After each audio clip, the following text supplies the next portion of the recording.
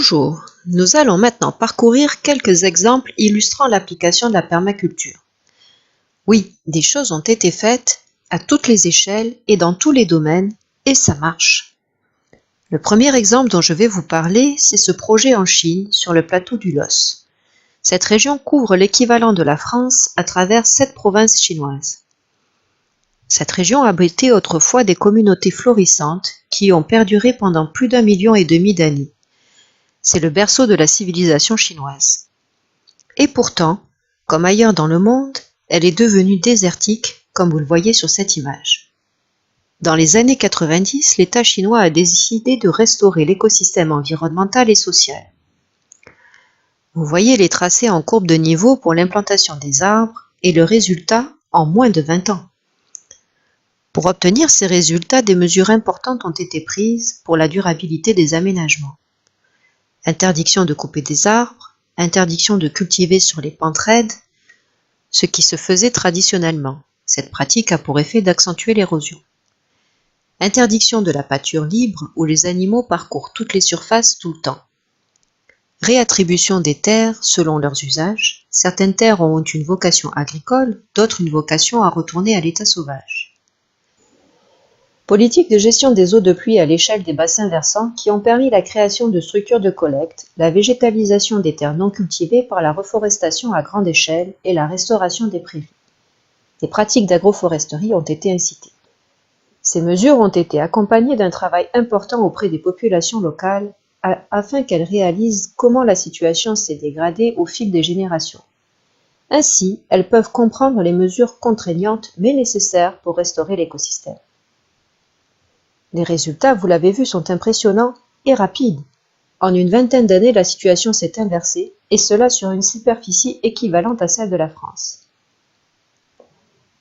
Voici un autre exemple, également documenté par John Deliou. John met ses compétences de cinéaste au profit de projets de restauration d'écosystèmes à grande échelle. Ici aussi, le changement s'est fait sur une courte période de 10 ans. John insiste sur la nécessité d'inscrire les mesures environnementales dans la durabilité économique, ce qui explique ces résultats inimaginables. Là, on a un impact significatif et incontestable de la permaculture. Examinons maintenant un exemple emblématique, celui de l'expérience de Geoff Lawton en Jordanie, connu sous le nom de Greening the Desert. Le site regroupe beaucoup de challenges de par son climat et l'état de dégradation accentué du sol. Et pourtant, en appliquant le design de permaculture, on peut y arriver. Il faut respecter certaines étapes, comme nous le montre la nature. Toutefois, et c'est là l'enjeu, on peut accélérer les processus naturels, simplement en recréant par nos aménagements les conditions propices. C'est ce qu'ils ont fait, avec pour commencer la mise en place de swales afin de collecter l'eau et de diminuer l'érosion. En seulement 3 ans, les changements sont énormes. Ce premier site a mené à cette deuxième expérience dans la même zone géographique. Les objectifs de ce nouveau projet sont essentiellement pédagogiques. Ces exemples sont encourageants car ils sont bien réels. Tout ceci est à notre portée. Penchons-nous maintenant sur un aspect particulièrement important en Tunisie, l'irrigation. Comme nous l'avons vu dans la capsule précédente, l'agriculture consomme 79% des ressources hydriques du pays. Or, si les plantes ont besoin d'eau pour pousser, on sait que l'irrigation n'est pas la meilleure source pour elles, notamment parce qu'elle augmente la salinité des sols. Là aussi, les solutions sont simples et efficaces. Je vous donne un petit aperçu, mais nous reviendrons sur cette approche du carbon farming dans le module sur le sol.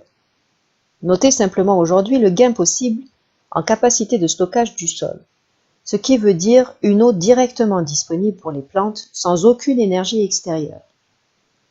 Cet autre exemple, dans une région désertique, nous montre qu'en combinant un bon choix de plantes, une bonne stratégie pour l'eau, tout en conciliant les impératifs économiques, on peut mettre en place des systèmes productifs soutenables. En région froide aussi, les exemples ne manquent pas. La ferme de Jean-Martin Fortier génère un chiffre d'affaires qui fait vivre 6 personnes toute l'année sur une période de production de 9 mois, ce qui veut dire 3 mois de vacances.